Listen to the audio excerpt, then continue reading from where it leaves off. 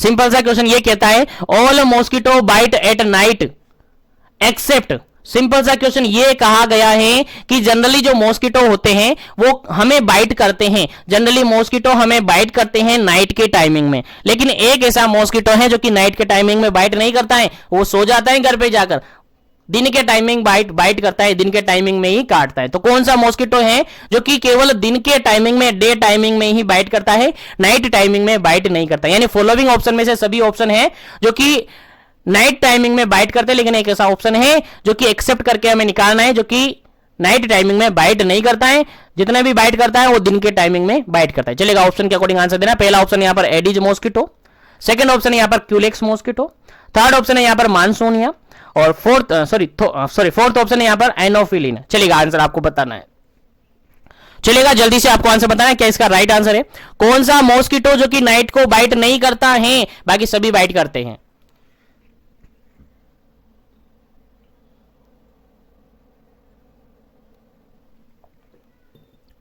चलेगा, इस क्वेश्चन का जो बिल्कुल राइट आंसर है आपका ऑप्शन नंबर फर्स्ट बिल्कुल राइट आंसर है। जो एडिज मॉस्किटो है जनरली ये नाइट के टाइमिंग में बाइट नहीं करता है, केवल डे टाइमिंग में बाइट करता है, केवल डे टाइमिंग में बाइट करता है। जैसे ही मॉर्निंग होती है इसको बाइट करने की स्टार्टिंग हो जाती है, और जैसे ही इवनिंग होती है ये बाइट करना बंद कर देता है। यानी मॉर्निंग से इवनिंग यानी केवल डे टाइमिंग में ये क्या करते हैं, बाइट करते हैं एडिज मॉस्किटो। याद रखेगा, इंपॉर्टेंट है। जनरली आप सबने सुना होगा जो डेंगू मॉस्किटो है, एडिज मॉस्किटो होता है, जो जनरली कब बाइट करता है, दिन के टाइमिंग में ही बाइट करता है, नाइट टाइमिंग में ये बाइट नहीं करता है। इंपॉर्टेंट है, आपके एग्जाम में पूछा जा सकता है, क्योंकि ऐसे ही क्वेश्चन आपके एग्जाम में पूछे जाएंगे। चलिए आगे बढ़ते हैं नेक्स्ट क्वेश्चन पर। और नेक्स्ट क्वेश्चन काफी सिंपल सा क्वेश्चन है, उम्मीद है सभी को याद होगा, और जिसको याद नहीं है वो याद रखेगा। काफी इंपॉर्टेंट क्वेश्चन है आपके एग्जाम पॉइंट ऑफ व्यू से। चलिएगा, नेक्स्ट क्वेश्चन आपके सामने है, कौन सा था? अच्छा, 17, 18, 19 नंबर क्वेश्चन था। चलेगा, 19 नंबर क्वेश्चन था आपका। और 19 नंबर क्वेश्चन क्या कहता है, देखिएगा 19 नंबर क्वेश्चन कहता है प्लाज्मोडियम कोजेज, जो प्लाज्मोडियम होते हैं क्या कोज करते हैं? चलेगा, आंसर आपको बताना है प्लाज्मोडियम क्या कोज करते हैं। चलेगा, ऑप्शन के अकॉर्डिंग आंसर देना। पहला ऑप्शन है यहां पर डेंगू, सेकंड नंबर ऑप्शन है यहां पर मलेरिया, थर्ड नंबर ऑप्शन है यहां पर चिकुनगुनिया, फोर्थ नंबर यहां पर है फाइलेरिया। चलेगा, प्लाज्मोडियम क्या कोज करता है? जनरली सबको याद होगा यार, इसमें टाइम अपन वेस्ट नहीं करेंगे, आगे बढ़ेंगे नेक्स्ट क्वेश्चन पर। इस क्वेश्चन को पहले भी अपन सोल्व कर चुके हैं। बिल्कुल राइट आंसर इसका option number B. Option number B बिल्कुल राइट आंसर है। मलेरिया, जो प्लाज्मोडियम होता है जनरली मलेरिया कोज करता है। सबको याद होगा, जिसको याद नहीं है वो याद कर लीजिएगा, क्योंकि कम्युनिटी हेल्थ ऑफिसर है, इतने सारी क्वेश्चन तो आपको याद होनी चाहिए। सीधे सीधे क्वेश्चन है, सबको याद होते हैं, आपको याद नहीं है तो फिर क्यों नहीं है? चलिए, याद होना चाहिए। चलिएगा, आगे बढ़ते हैं नेक्स्ट क्वेश्चन पर। सेशन को लाइक शेयर करते रहिए ताकि सभी तक सेशन पहुंचता रहे। चलेगा, नेक्स्ट क्वेश्चन यहां पर देखिएगा, क्वेश्चन सिंपल सा ये कह रहा है in which disease sweating stage अकर। कौन सी डिजीज के अंदर स्वेटिंग स्टेज मतलब जानते हो, पसीना होना, पसीना पसीना आजने लग जाना। स्वेटिंग स्टेज किसके अंदर आती हैं? जनरली बताइएगा, स्वेटिंग स्टेज किसके अंदर आती हैं? ऑप्शन के अकॉर्डिंग आंसर देना। पहला ऑप्शन है यहां पर डेंगू के अंदर, सेकंड ऑप्शन है यहां पर मलेरिया के अंदर, थर्ड ऑप्शन यहां पर फाइलेरिया के अंदर, फोर्थ ऑप्शन है यहां पर जापानीज एंसेफेलाइटिस के अंदर। चलेगा, जल्दी से आपको आंसर बताना है, क्या स्वेटिंग स्टेज किसके अंदर आती है? स्वेटिंग स्टेज जानते हो, अलग अलग स्टेजेस आती हैं एक डिजीज के अंदर, आप सबको पता होगा। तो स्वेटिंग स्टेज किसके अंदर आती है? जल्दी से आपको आंसर देना है ताकि आगे बढ़े नेक्स्ट क्वेश्चन पर।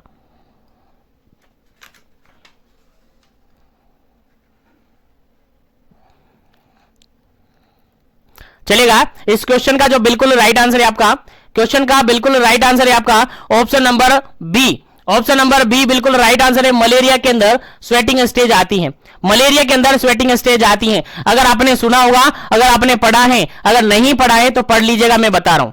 अगर आपने पढ़ा है तो देखिएगा, मलेरिया के अंदर 3 स्टेजेस आती हैं, आप सबको याद होनी चाहिए। पहली स्टेज होती है दैट इज कोल्ड स्टेज। कौन सी स्टेज? कोल्ड स्टेज होती है। कौन सी स्टेज होती है? Cold stage. याद रखिएगा, भूलना नहीं है। मलेरिया के अंदर 3 स्टेजेस आती है, मैं थोड़ा सा बता देता हूं यहीं पर ब्रीफली, ताकि अगर क्वेश्चन आपके एग्जाम में आए तो आप इजीली सोल्व कर पाए। तो देखिएगा, पहली जो स्टेज आती है जिसके अंदर कोल्ड स्टेज होती है, जिसके अंदर जनरली पेशेंट को हेडेक होता है। जनरली पेशेंट को क्या होता है? हेडेक होता है, हेडेक देखने को मिलता है। उसके अलावा पेशेंट को नोजिया और वोमिटिंग देखने को मिल सकती है, नोजिया वोमिटिंग पेशेंट को देखने को मिल सकती है। उसी के साथ चिल होती है, उसके साथ चिल होती है, सर्दी वगैरह लगती है। सर्दी लगकर क्या होता है? बुखार आता है, रीगर देखने को मिलता है। क्वेश्चन यहां से आपको एग्जाम में पूछा जा सकता है कि रीगर की कंडीशन जनरली किस डिजीज के अंदर देखने को मिलती है। जैसे स्वेटिंग यहां पर पूछा ना, वैसे यहां पर पूछा जा सकता है कि रीगर की कंडीशन जो जनरली होती है किसके अंदर देखने को मिलती है। रीगर जानते हो, नहीं जानते हो तो याद रखिएगा, सर्दी लगकर बुखार आना रीगर जनरली अपन कह सकते हैं।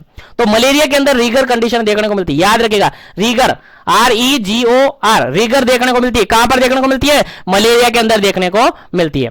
यहां पर टेम्परेचर क्या हो जाता है? हाई हो जाता है। टेम्परेचर क्या हो जाता है? हाई हो जाता है। सॉरी, टेम्परेचर क्या हो जाता है? हाई हो जाता है। तो जनरली ये जो स्टेज होती है कोल्ड स्टेज, जनरली ये मान के चलेगा 1 घंटे तक होती है, लास्ट फॉर 1 आवर। कहां तक होती है? Last for 1 hour. क्वेश्चन आपसे एग्जाम में पूछा जा सकता है, इंपॉर्टेंट है कि जो मलेरिया के अंदर कोल्ड स्टेज होती है लास्ट फॉर कितने टाइम तक होती है? कितने टाइम तक होती है? आपका आंसर जाएगा सर 1 घंटे रहती है। जो कोल्ड स्टेज होती है वो केवल 1 घंटे रहती है, उसके बाद खत्म हो जाती है। तो खत्म हो जाती है तो सर दूसरी स्टेज स्टार्ट हो जाती है। हाँ सर, दूसरी स्टेज स्टार्ट हो जाती है जिसको कोल्ड स्टेज बोला जाता है, सॉरी हॉट स्टेज बोला जाता है। कोल्ड स्टेज के बाद कौन सी स्टेज आ जाती है? हॉट स्टेज आ जाती है। यानी सर्दी के बाद अब गर्मी आ गई है। देखिएगा, सर्दी के बाद अब क्या आ गई है? गर्मी आ गई है। और जनरली इसके अंदर देखने को मिलता है हेडेक। जनरली इसके अंदर देखने को मिलता है काफी ज्यादा हेडेक देखने को मिलता है। यहां पर भी हेडेक देखने को मिलता है, लेकिन यहां पर ज्यादा हेडेक देखने को मिलता है। और हेडेक की कंडीशन इतनी हाई हो जाती है कि जो पर्सन होता है ना बिल्कुल कपकपा जाता है, बिल्कुल कपकपा जाता है। ऐसी सीवियर कंडीशन हो जाती है इसके अंदर। जो हॉट कंडीशन होती है काफी कपकपी यहां पर लगने लग जाती है। यानी सर्दी लगी थी, उसके बाद अब थोड़ी सी वहां पर क्या होगी? भेजा घूमने लग जाता है। हॉट स्टेज के अंदर जनरली भेजा घूमने लग जाता है और टेम्परेचर वेरी हाई हो जाता है। टेम्परेचर है बहुत ज्यादा हाई हो जाता है, बहुत ज्यादा हाई हो जाता है यहां पर। और ये जो स्टेज होती है जनरली, ये स्टेज होती है आपकी 2 से 6 घंटे। 2 से 6 घंटे ये स्टेज रहती है। 2 घंटे से लेकर 6 घंटे तक ये स्टेज रह सकती हैं, याद रखिएगा, भूलना नहीं है। और लास्ट स्टेज होती है आपकी थर्ड स्टेज, जिसको स्वेटिंग स्टेज कहते हैं। थर्ड स्टेज होती है जिसको स्वेटिंग स्टेज कहते हैं। और जनरली इस स्टेज के अंदर पेशेंट को रिलीफ मिल जाता है। जनरली इस स्टेज के अंदर पेशेंट को रिलीफ मिल जाता है। यानी जो टेम्परेचर होता है, बॉडी टेम्परेचर, वो ड्रॉप आउट हो जाता है, गिरने लग जाता है, कम हो जाता है। पेशेंट का टेम्परेचर गिर जाता है, नॉर्मल होने लग जाता है, नॉर्मल की तरफ वो चलने लगता है। ऐसे स्टेज में पेशेंट को पसीना आता है बहुत ज्यादा, इसलिए इसको स्वेटिंग स्टेज कहते हैं। तो बेसिकली मलेरिया के अंदर 3 स्टेजेस देखने को मिलती है, कोल्ड स्टेज, हॉट स्टेज और sweating stage. Cold stage generally 1 घंटे तक रहती है, लास्ट फॉर 1 आवर। और हॉट स्टेज 2 से 6 घंटे तक रह सकती है। और स्वेटिंग स्टेज जो कि नॉर्मल टेम्परेचर होता है तब तक रहती है। जनरली रीगर की कंडीशन कहां पर देखने को मिलती है? आपका क्वेश्चन आपका आंसर जाएगा सर रीगर जनरली मलेरिया के अंदर ही देखने को मिलती है। जो कोल्ड स्टेज होती है वहीं पर रीगर देखने को मिलता है। यानी सर्दी लगकर बुखार आता है, सर्दी लगकर बुखार आता है। और हॉट स्टेज के अंदर ऐसा हो जाता है कि काफी ज्यादा हेडेक यहां पर होता है, फीवर इतना ज्यादा हो जाता है, टेम्परेचर काफी, बॉडी का टेम्परेचर काफी ज्यादा होता है। 2 से 6 घंटे तक पर्सन परेशान होता रहता है। उसके बाद ऑटोमेटिकली क्या हो जाता है? टेम्परेचर गिरने लगता है, नॉर्मल की तरफ जाने लगता है, पेशेंट को रिलीफ हो जाता है। और पेशेंट को क्या आ जाती है? गर्मी आ जाती है। चलो पसीना आ गया यहां तो चलेगा, पसीने के साथ ये स्टेजेस कंप्लीट होती है और मलेरिया का ये एपिसोड यहां फिनिश हो जाता है। फिर उसके बाद वापस रिपीट होता है। अब कैसे रिपीट होता है, कब रिपीट होता है, अभी पेशेंस रखिएगा, आपको बताया जाएगा मलेरिया एपिसोड कब रिपीट होता है। चलेगा आगे बढ़ते हैं। उम्मीद है यहां से जो भी क्वेश्चन बनेगा आप बिल्कुल सही से आंसर लगा पाएंगे। चलेगा आगे बढ़ते हैं नेक्स्ट क्वेश्चन पर। नेक्स्ट क्वेश्चन है आपका 21 नंबर क्वेश्चन। और 21 नंबर क्वेश्चन क्या कहता है? देखिएगा, 21 नंबर क्वेश्चन कहता है malaria caused by vivax can be treated by. देखिएगा, मलेरिया अगर वाइवेक्स के कारण से हुई है, मलेरिया अगर प्लाज्मोडियम वाइवेक्स के कारण से हुई है तो उसको ट्रीट करने के लिए हम क्या देंगे? उसको ट्रीट करने के लिए हम कौन सी डोज देंगे, कौन सी ड्रग देंगे, कौन सी मेडिसिन देंगे? क्वेश्चन आपके सामने है। और as a community health officer आपको याद होना चाहिए कि मलेरिया के अंदर आप कौन सी ड्रग देंगे और कितनी डोज उसकी देंगे। चलेगा, जल्दी से आपको आंसर बताना है क्या इसका करेक्ट आंसर होगा। पहला ऑप्शन यहां पर है chloroquine 15 mg per KG body weight के अकॉर्डिंग। सेकेंड ऑप्शन है प्रीमाक्वीन 0.25 mg per KG body weight के अकॉर्डिंग। थर्ड ऑप्शन है यहां पर chloroquine 20 mg per KG body weight के अकॉर्डिंग। उसके अलावा फोर्थ ऑप्शन है यहां पर प्रीमाक्वीन 0.20 mg per KG body weight के अकॉर्डिंग देंगे। चलिएगा, जल्दी से आपको आंसर बता दीजिएगा क्या इसका करेक्ट आंसर होगा, जल्दी कीजिएगा क्या इसका करेक्ट आंसर होगा, फिर आगे बढ़ेंगे नेक्स्ट क्वेश्चन पर। उम्मीद करता हूं क्वेश्चन आपको याद होगा, नहीं याद है तो अब याद रख लीजिएगा, नोटबुक को नहीं उठाइए तो उठा लीजिएगा, क्योंकि ऐसे क्वेश्चन आपके एग्जाम में 100% पसेंगे, 100% आपके एग्जाम में ये क्वेश्चन आ सकता है, क्योंकि as a community health officer है और आप कम्युनिटी की देखभाल करेंगे, कम्युनिटी की केयर करेंगे, तो ये ऐसे क्वेश्चन नहीं होंगे तो फिर क्या क्वेश्चन आपको याद होंगे यार, बिल्कुल याद होने चाहिए। चलिएगा, आंसर बताइएगा क्या इसका करेक्ट आंसर है।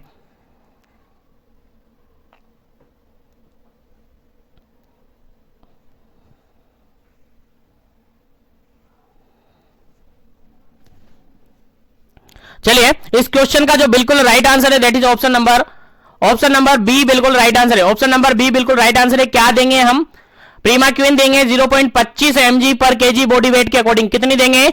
0.25 mg पर बॉडी वेट के अकॉर्डिंग देंगे, 0.25 mg per KG body weight के अकॉर्डिंग देंगे वंस अ डे। कैसे देंगे? वंस अ डे यानी ओडी इसको देंगे। कैसे देंगे? ओडी देंगे, दिन में एक बार देंगे। कितने दिन तक देंगे सर? 14 डेज तक देंगे। कितने दिन तक? 14 दिन तक हम देंगे। याद रखेगा, भूलना नहीं है, बिल्कुल काफी इंपॉर्टेंट क्वेश्चन है आपके एग्जाम पॉइंट ऑफ व्यू से। प्रीमाक्विन देंगे, अगर मलेरिया हुआ है किसके कारण से?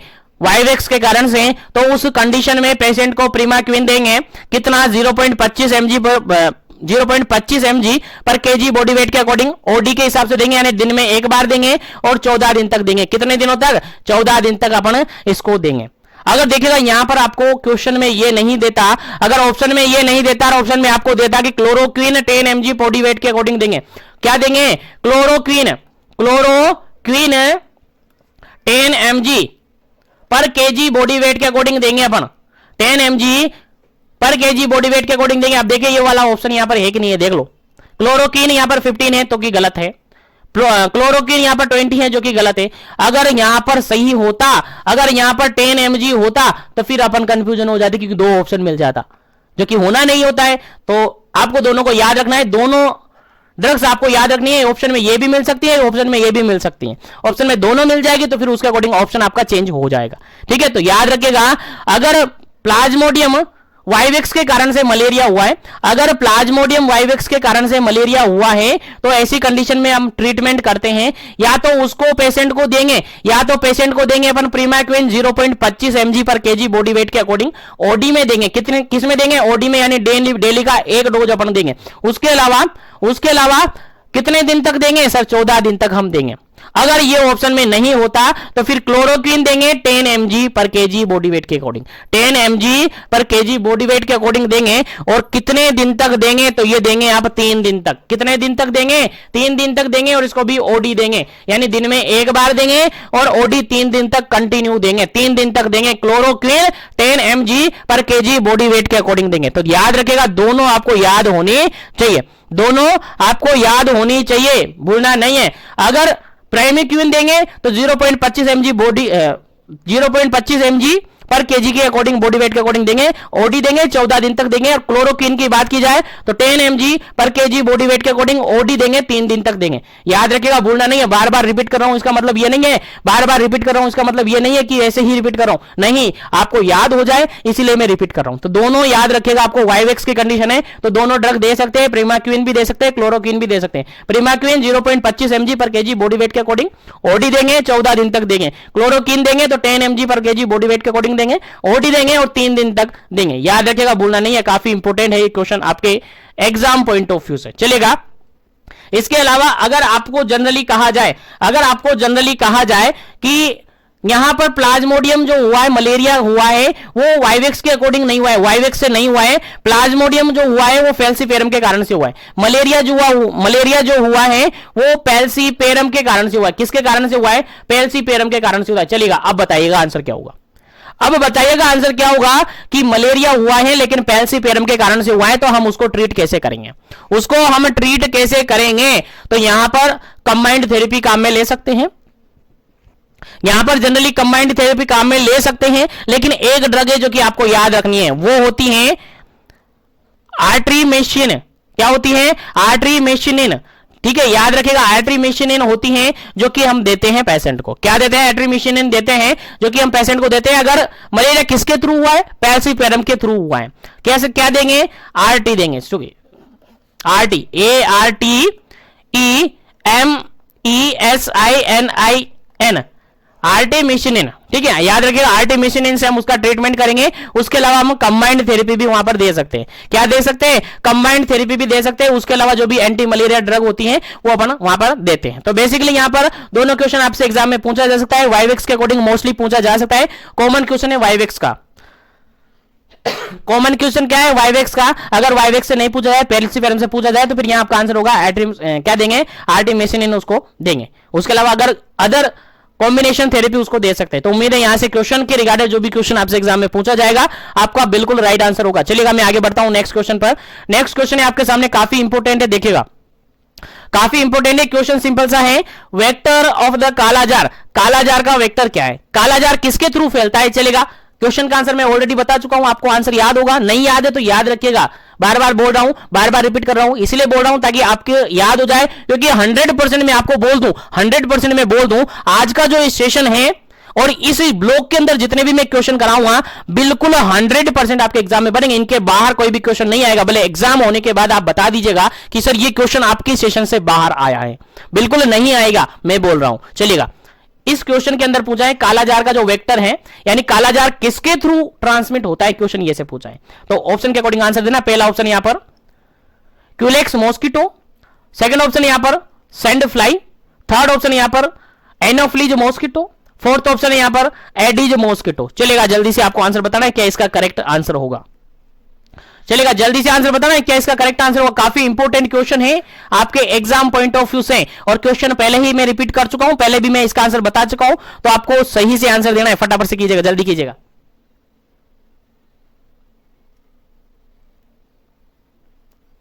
चलेगा, इस क्वेश्चन का बिल्कुल राइट आंसर है ऑप्शन नंबर बी, बिल्कुल राइट आंसर है। सैंड फ्लाई से होता है। क्या होता है? सैंड फ्लाई से। कालाजार किससे ट्रांसमिट होता है? सर सैंड फ्लाई से होता है। सर सैंड फ्लाई, सर अभी थोड़ी देर पहले हमने बात की थी इस क्वेश्चन की। सैंड फ्लाई क्या था सर? हाँ, हमें याद है, फीमेल फ्लेबोटोमस, फीमेल फ्लेबोटोमस क्या था? फीमेल फ्लेबोटोमस था और अर्जेंटिन्स था। क्या था? अर्जेंटिप्स, ठीक है, अर्जेंटिप्स था, ये था। क्या था? यही था सर, हाँ यही था। ये सैंड फ्लाई का ही नाम है, फीमेल फ्लेबोटोमस अर्जेंटिप्स था, जो कि कालाजार ट्रांसमिट करवाता है। कालाजार ट्रांसमिट करवाता है। कालाजार का पॉजिटिव फैक्टर सर पैरासाइट है। क्या है सर? पैरासाइट है, और पैरासाइट को ट्रांसमिट करता है आपका सैंड फ्लाई, और सैंड फ्लाइज को क्या कहते हैं? फीमेल फ्लेबोटोमस अर्जेंटिप्स कहते हैं। और जनरली इंडिया की अगर बात करें तो इस कालाजार को लेशमानियासिस कहते हैं। क्या कहते हैं? लेशमानियासिस कहते हैं। आपको याद होना चाहिए, लेशमानियासिस कहते हैं, जनरली आपको याद होना चाहिए, आपके एग्जाम में पूछा जा सकता है। चलेगा, यहां से आपको क्वेश्चन याद हो गया होगा। चलेगा, मैं आगे बढ़ता हूं नेक्स्ट क्वेश्चन पर। नेक्स्ट क्वेश्चन है आपका 23 नंबर क्वेश्चन। नेक्स्ट क्वेश्चन है 23 नंबर क्वेश्चन। 23 नंबर क्वेश्चन क्या कहता है? देखिएगा, 23 नंबर क्वेश्चन कहता है एडीज मॉस्किटो कोजेज एक्सेप्ट। देखिएगा, क्वेश्चन यहां पर सिंपल सा ये पूछा है कि एडीज मॉस्किटो किसको नहीं या किसका कारण नहीं है। क्वेश्चन समझ में आ गया? एडीज मॉस्किटो किसका कारण नहीं है, एक्सेप्ट पूछा है, यानी एडीज मॉस्किटो सब करवाता है लेकिन एक को छोड़कर। कुल मिला के ये पूछा है यार कि एडीज मॉस्किटो से कौन सी बीमारी नहीं होती है, कौन सी बीमारी नहीं होती है एडीज मॉस्किटो से। बाकी 3 बीमारियां होती है जो कि डायरेक्टली एडीज मॉस्किटो से होती है, लेकिन एक नहीं होती है। चलिएगा, आज एक्सेप्ट करके आपको बताना है फटाफट से। पहला ऑप्शन यहां पर चिकनगुनिया, सेकंड ऑप्शन यहां पर येलो फीवर, थर्ड ऑप्शन यहां पर जीका इन्फेक्शन, फोर्थ ऑप्शन यहां पर मलेरिया। चलेगा, जल्दी से आपको बता देना है क्या इसका करेक्ट आंसर है। 23 नंबर क्वेश्चन का क्या राइट आंसर होगा, जल्दी से आपको बताना है। चलेगा, इस क्वेश्चन का जो बिल्कुल राइट आंसर है दैट इज ऑप्शन नंबर 4, बिल्कुल राइट आंसर है। ऑप्शन नंबर 4 बिल्कुल राइट आंसर है। यहां पर जो एडीज मॉस्किटो है वो चिकनगुनिया करवाता है, वो येलो फीवर करवाता है, वो जीका इन्फेक्शन करवाता है, लेकिन आपका मलेरिया नहीं करवाता है, क्योंकि मलेरिया तो फीमेल एनोफिलीज करवाता है, फीमेल एनोफिलीज करवाता है, तो फिर इसको एडीज कौन करवाएगा? एडीज क्यों करवाएगा? आपको याद होना चाहिए, मलेरिया को कोज करवाता है फीमेल एनोफिलीज। एक्सेप्ट करके निकाल दिया हमने, मलेरिया इस क्वेश्चन का राइट आंसर है। ऑप्शन नंबर डी बिल्कुल राइट आंसर है। चलिएगा, आगे बढ़ते हैं नेक्स्ट क्वेश्चन पर।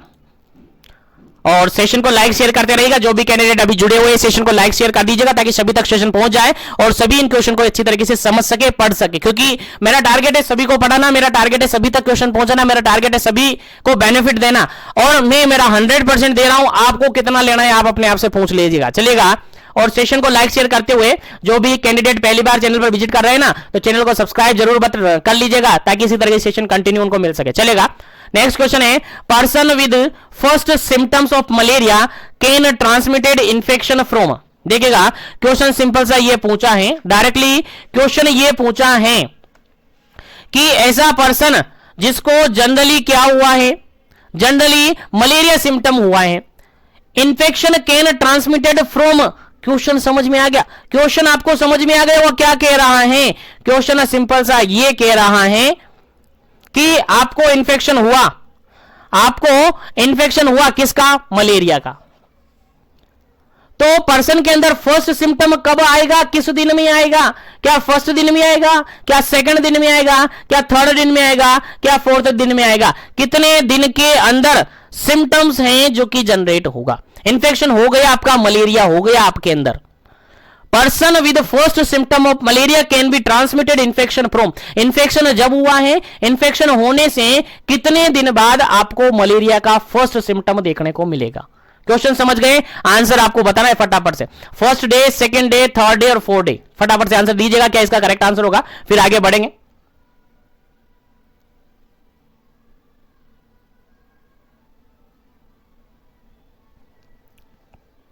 चलेगा, इस क्वेश्चन का जो बिल्कुल राइट आंसर है आपका ऑप्शन नंबर डी बिल्कुल राइट आंसर है। ऑप्शन नंबर डी बिल्कुल राइट आंसर है।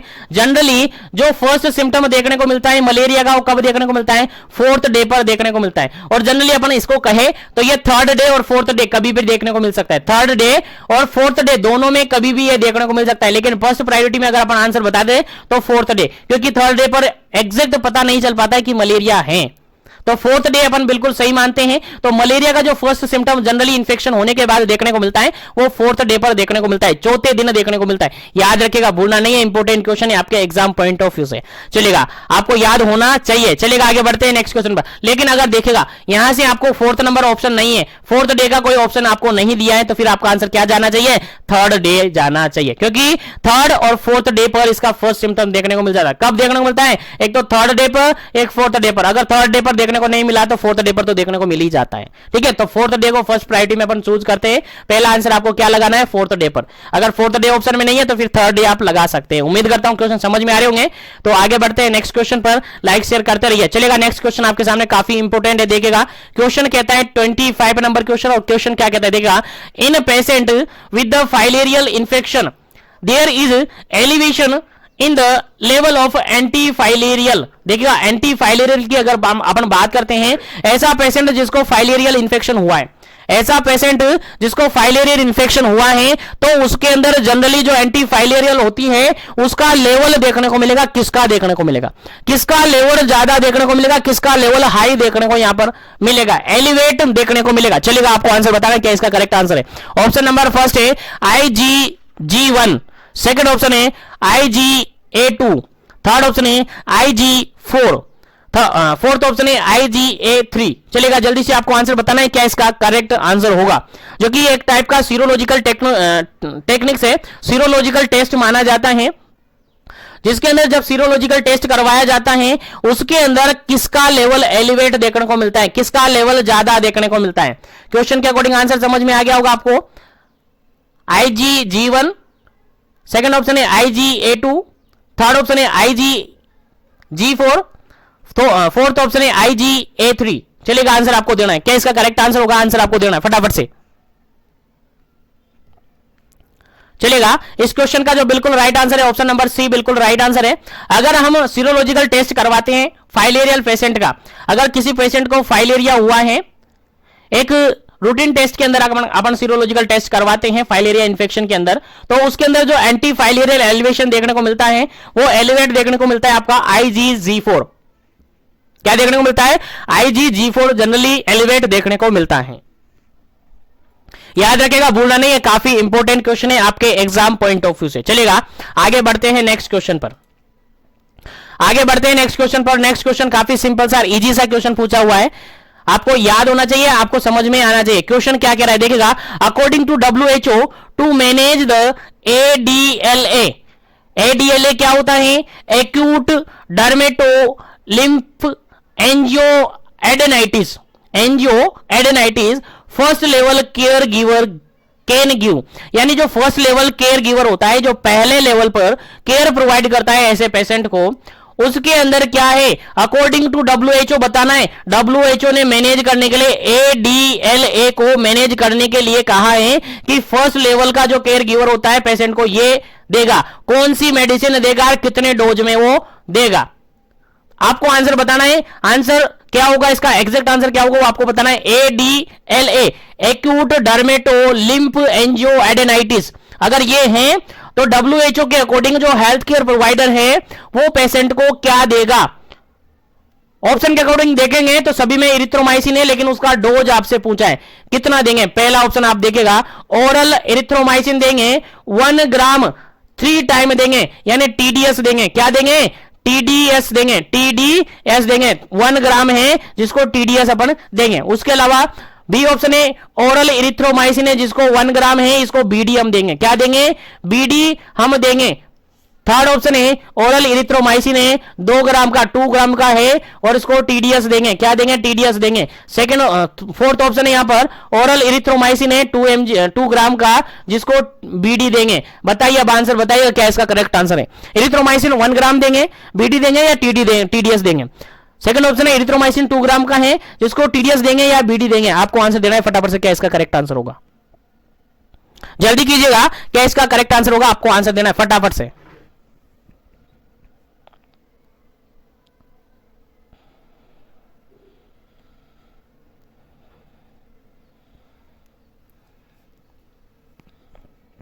चलेगा, इस क्वेश्चन का बिल्कुल राइट आंसर अगर अपन देखें, बिल्कुल राइट आंसर अगर अपन देखें तो ऑप्शन नंबर फर्स्ट बिल्कुल राइट आंसर है। ऑप्शन नंबर फर्स्ट बिल्कुल राइट आंसर है। यहां पर अगर अपन देंगे तो 1 ग्राम देंगे, उसको TDS देंगे, यानी दिन में 3 बार देंगे। ठीक है, याद रखिएगा, अगर WHO के अंदर बिल्कुल एग्जैक्ट आपसे पूछा है WHO के अकॉर्डिंग, तो ADLA क्या होता है, एक्यूट डर्मेटो लिम्फ एंजियोएडेनाइटिस अगर है तो उसको फर्स्ट केयर गिवर जो होता है क्या देगा, तो उसको इरिथ्रोमाइसिन देगा, ओरल इरिथ्रोमाइसिन देगा 1 ग्राम ओरल इरिथ्रोमाइसिन देगा, TDS देगा। TDS मतलब 3 बार देगा, एक दिन में 3 बार देगा। याद रखिएगा, भूलना नहीं है, काफी इंपॉर्टेंट है आपके एग्जाम पॉइंट ऑफ व्यू से। अगर इसके अलावा अदर मेडिसिन भी दे सकता है पेशेंट को, ऐसा नहीं है कि नहीं देगा।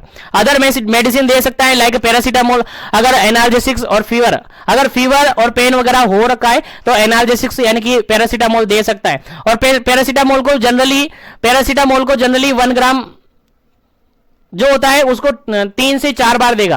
कितना देगा, 3 से 4 बार देगा। उसके अलावा एमोक्सिसिलिन देगा, एमोक्सिसिलिन भी दे सकता है। उसके अलावा पेनिसिलिन भी दे सकता है, अगर किसी भी टाइप का कोई एलर्जिक वगैरह हो तो पेनिसिलिन भी दे सकता है, एमोक्सिसिलिन भी दे सकता है, पैरासीटामोल भी दे सकता है। लेकिन बेसिकली अगर बात करें ओरल इरिथ्रोमाइसिन की तो वो देंगे जनरली 1 ग्राम, TDS देंगे 3 बार देंगे दिन में। ठीक है, उम्मीद है समझ में आ गया होगा। चलिएगा आगे बढ़ते हैं नेक्स्ट क्वेश्चन पर। उम्मीद है यहां तक आपको सब कुछ समझ में आ गया होगा। नेक्स्ट क्वेश्चन है आपका, नेक्स्ट क्वेश्चन है काफी इंपॉर्टेंट क्वेश्चन है, आपके एग्जाम पॉइंट ऑफ व्यू से आपको आना चाहिए। देखेगा, चलेगा, नेक्स्ट क्वेश्चन है यहां पर 27 नंबर क्वेश्चन है। क्वेश्चन काफी इंपॉर्टेंट है, आपके एग्जाम में पूछा जा सकता है डायरेक्टली। 27 नंबर में कह रहा है immunochromatography card test, immunochromatographic card test जो करते हैं वो किसके डिटेक्शन के लिए करते हैं, यानी किसके लिए ये करते हैं, ICT। जनरली क्वेश्चन आपसे एग्जाम में पूछा जा सकता है कि जो ICT अपन करते हैं, ICT बोले तो क्या बोलते हैं, ICT को ICT बोले तो immunochromatography card test generally किसके डिटेक्शन के लिए करते हैं। काफी इंपॉर्टेंट क्वेश्चन है, सीधा सा क्वेश्चन है। ICT मतलब किसके लिए करते हैं, ऑप्शन के अकॉर्डिंग आंसर देना। पहला ऑप्शन यहां पर मलेरिया के लिए करते हैं, सेकंड ऑप्शन यहां पर फाइलेरिया के लिए करते हैं, थर्ड ऑप्शन यहां पर नन ऑफ दी अबव के लिए करते हैं, फोर्थ ऑप्शन यहां पर बोथ ऑफ दी अबव के लिए करते हैं। दोनों ऊपर हैं उनके लिए करते हैं, या फिर मलेरिया और फाइलेरिया के लिए करते हैं। चलेगा, मैं 2 ऑप्शन काट देता हूं, 2 ही ऑप्शन आपके पास है, आप बताइए किसके लिए करते हैं। फटाफट से आंसर दीजिएगा, क्या इसका करेक्ट आंसर होगा। ICT immunochromatographic card test जो करते हो किसके लिए करते हैं।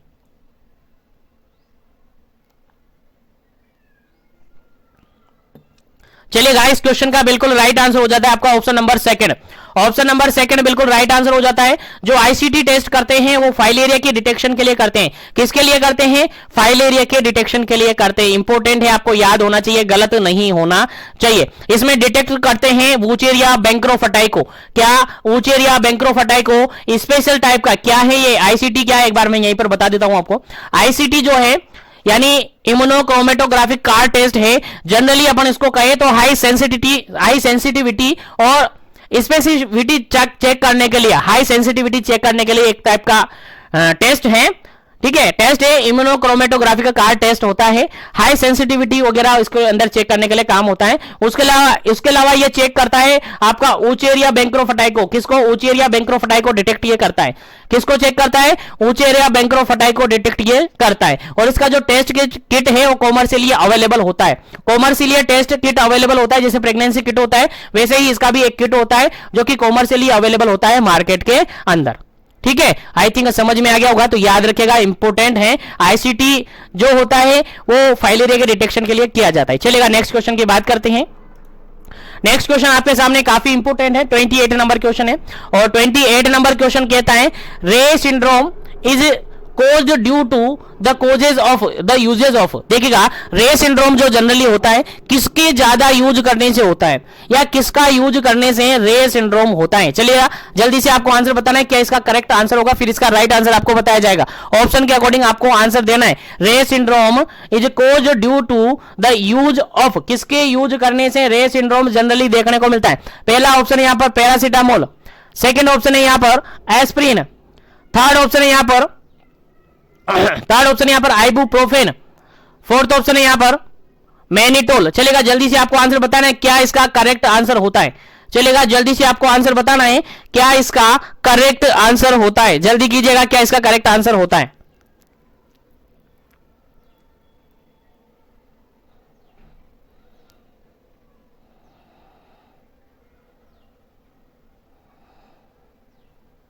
चलेगा, इस क्वेश्चन का जो बिल्कुल राइट आंसर है आपका ऑप्शन नंबर बी बिल्कुल राइट आंसर है। ऑप्शन नंबर बी बिल्कुल राइट आंसर है। जो एस्प्रिन होती है उसके ज्यादा यूज करने से, ओवर यूज करने से क्या हो जाता है? रे सिंड्रोम होता है। जनरली आपको याद रखना, इंपॉर्टेंट क्वेश्चन है। रे सिंड्रोम किसके ज्यादा यूज करने से होता है? तो आपका एस्प्रिन के ज्यादा यूज करने से, जो कि एक सैलिसिलेट होता है, उसके ज्यादा यूज करने से आपको रे सिंड्रोम हो सकता है। चलेगा, नेक्स्ट क्वेश्चन की अगर हम बात करें, नेक्स्ट क्वेश्चन है आपका 29 नंबर क्वेश्चन। नेक्स्ट क्वेश्चन क्या कहता है? In which disease patient walk in the bent posture. देखिएगा, क्वेश्चन यहां सिंपल सा ये पूछा है कि क्वेश्चन ये पूछा है कि जो पेशेंट है वो बेंड होकर चलता है। कौन सी कंडीशन में पेशेंट बेंड होकर चलता है? पेशेंट वॉक इन बेंट पोस्चर, बेंड होकर चलना जनरली किसके अंदर देखने को मिलता है? ऑप्शन है मलेरिया के अंदर, ऑप्शन बी है चिकनगुनिया के अंदर, ऑप्शन सी है फाइलेरिया के अंदर, ऑप्शन डी है डेंगू के अंदर। चलेगा, जल्दी से आपको आंसर बताना है क्या इसका करेक्ट आंसर होगा। किस कंडीशन के अंदर पेशेंट है वो बेंड पोजीशन यानी झुककर बेंड होकर चलता है। चलेगा, जल्दी से आपको आंसर बताना है किस कंडीशन में ऐसा होता है। फटाफट से आंसर बता दीजिएगा। मलेरिया, चिकनगुनिया, फाइलेरिया या फिर डेंगू।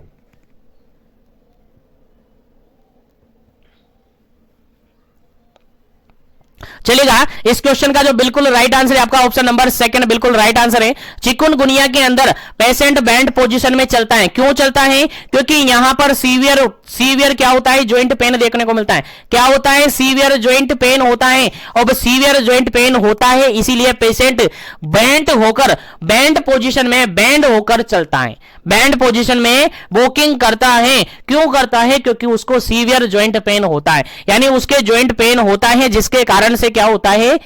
पेशेंट बैंड होकर चलता है। उम्मीद है आपको याद हो गया होगा, समझ में आ गया होगा। याद रखिएगा, क्वेश्चन इंपॉर्टेंट है। चलेगा, नेक्स्ट क्वेश्चन की बात करते हैं। नेक्स्ट क्वेश्चन है आपका 30 नंबर 30 नंबर क्वेश्चन है। और 30 नंबर क्वेश्चन में डायरेक्टली ये पूछा है, देखिएगा क्वेश्चन ये पूछा है, बिफोर रेफरिंग पेशेंट ऑफ कालाजार। जो कालाजार होता है, कालाजार पेशेंट को आप रेफर कर रहे हो, उस टाइमिंग में sodium stibogluconate should be given at dose.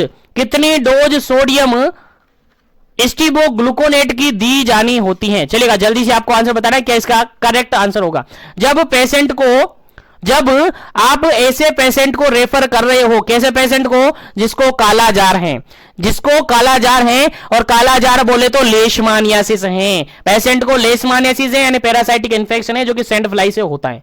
अगर पेशेंट को काला जार है और उस पेशेंट को आप क्या कर रहे हो, रेफर कर रहे हो, तो उस पेशेंट को सोडियम स्टीबोग्लूकोनेट की कितनी डोज आप दोगे, कितनी डोज आप उसको दोगे, फटाफट से आपको आंसर देना है क्या इस क्वेश्चन का करेक्ट आंसर होता है, जल्दी से आपको आंसर देना है। पहला ऑप्शन है 20 mg पर डीएल, सेकंड ऑप्शन है 25 mg पर डीएल, थर्ड ऑप्शन है 30 mg पर डीएल, और फोर्थ ऑप्शन है 35 mg पर डीएल। चलेगा, जल्दी से आपको आंसर बताना है क्या इसका करेक्ट आंसर होगा। चलेगा, इस क्वेश्चन का क्या करेक्ट आंसर होगा आपको देना है, फटाफट से।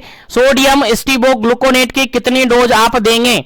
चलेगा, यहां पर थोड़ा सा करेक्शन कर लीजिएगा, डीएल की जगह आप केजी कर लीजिएगा, डीएल की जगह क्या कर लीजिएगा, केजी कर लीजिएगा, किलोग्राम, ठीक है, बस आप कुछ। चलेगा, आप बताइएगा क्या करेक्ट आंसर है।